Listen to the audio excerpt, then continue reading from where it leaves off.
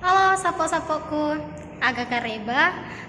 Kalau kata mama aku sih, tenda podong, madece manaki. Perkenalkan, asaku Dwi Juliana, siloku Molika Dewi.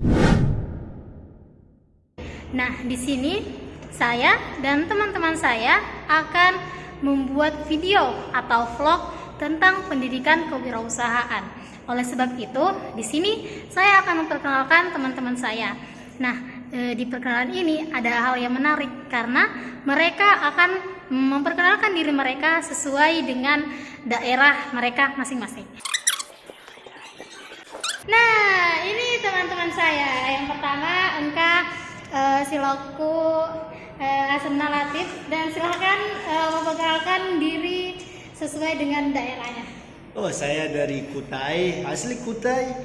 Kutai itu tidak beda dengan bahasa Indonesia, cuman agak sedikit logatnya aja yang berbeda. Kayak gini, kamu di Kutai itu bahasanya kula. Nah, jadi kalau dari saya sendiri, namaku Latif. Terima kasih. Dan yang kedua, siloku Asena. Wih, digagas sekali siloku satu ini. Ya, perkenalkan ngaran ulun Muhammad Ibnu. Saya dari Banjar. Anggap aja kata-kata Banjar itu misalnya gini, mau hikam kada bukan. Dan yang terakhir di sini ada teman saya, namanya Sylvia. Silakan. Halo, aku Sylvia Ramadhani Usmi, dipanggil Sylvie. Ya. Oke, mungkin segitu saja vlog perkenalan dari saya dan teman-teman saya. Selamat menyaksikan video dan vlognya. A few moments later. Ya, untuk manajemen pesantren itu kamu sekelompok sama siapa? Sama Latif sama Dani? Tunggu. Kenapa? Boleh Boleh, kenapa? apa? Mau nanya nih, kenapa sih pendidikan di kewirausahaan itu begitu sulit itu atau begitu penting?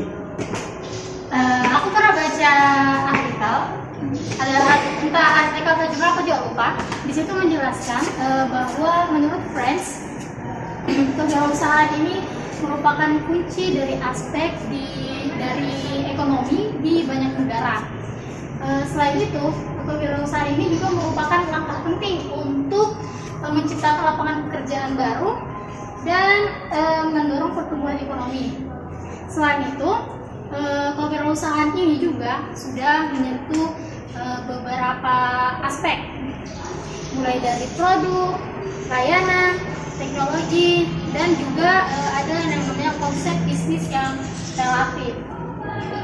Dan juga aku pernah baca tuh, kewirausahaan itu sendiri merupakan proses pelatihan dari pelajar untuk menghadapi masa depan yang tidak pasti dengan memberikan kemampuan penciptaan usaha yang baru. Dengan demikian, pendidikan kewirausahaan ini merupakan proses yang bertujuan untuk mengurangi sikap, perilaku, nilai ataupun yang individu sendiri terhadap konsep usaha yang dimiliki. Nah, oleh sebab itu, alangkah lebih baiknya pendidikan kewirausahaan ini diterapkan mulai dari bangku sekolah dasar hingga ke perguruan tinggi.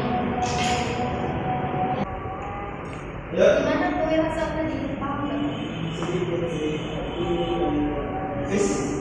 Ada apa nih? Murahan kan? Itu tentang bagaimana seberapa penting kewirausahaan di dalam Serius? Kayak apa pembahasannya? Pembahasannya seperti kewirausahaan itu sudah ada segala aspek. Oh, sudah ada di segala aspek ya? Oh, cocok ya? Tapi segala aspek itu generasi muda kita, apa fungsinya adakah untuk situ generasi muda? Generasi belajar kewirausahaan itu, generasi yang belajar itu juga bisa memperoleh dari singkat ya, dari generasi itu bisa memperoleh dari pemikiran yang kreatif, inovatif, bisa melatih kedisiplinan, serta juga itu bisa melatih suatu kepemimpinan. Iya, selain itu juga generasi kita bisa mendapatkan membangun kemampuan yang inovatif dan membina jiwa pimpinan, melatih kemampuan berorganisasi, dan membangun kemampuan pencitraan perusahaan, dan mampu menciptakan proses nilai bagi pelanggan dengan memanfaatkan peluang yang belum dimanfaatkan, memiliki orientasi yang kuat dan positif terhadap pertumbuhan, kekayaan pengetahuan, dan pekerjaan. Terakhir, mudah beradaptasi dengan perubahan, memiliki kemampuan mengambil risiko yang mengubah ide menjadi tindakan. Oh, jadi sangat penting sekali ya generasi muda itu belajar tentang kewirausahaan, pendidikan kewirausahaan, artinya banyak sekali manfaatnya ya. Ya benar.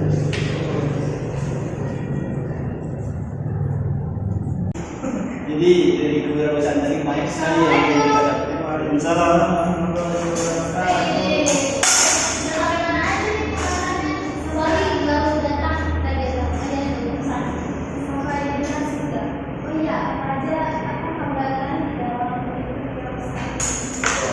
Kalau hambatan yang saya tahu ya, kemarin saya pernah belajar suatu riset atau membaca suatu artikel itu, hambatannya itu dari yang saya baca itu bisa disebutkan ada 3 ya hambatannya.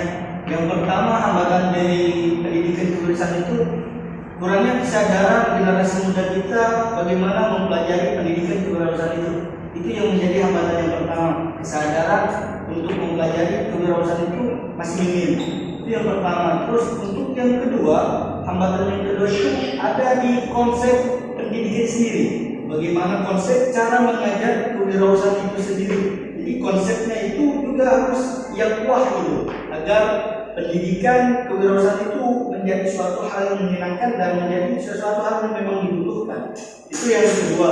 Habis itu hambatan yang ketiga itu ada terletak pada kurangnya pelatihan. Ketika kesadaran sudah ada, habis itu dari konsep itu sudah matang, tapi dari konsep itu kurangnya bimbingan atau pelatihan. Nah, itu juga bisa menjadi hambatan dari suatu pendidikan kewirausahaan. Jadi kalau ditanya tadi hambatannya ada 3 tadi. Yang pertama tadi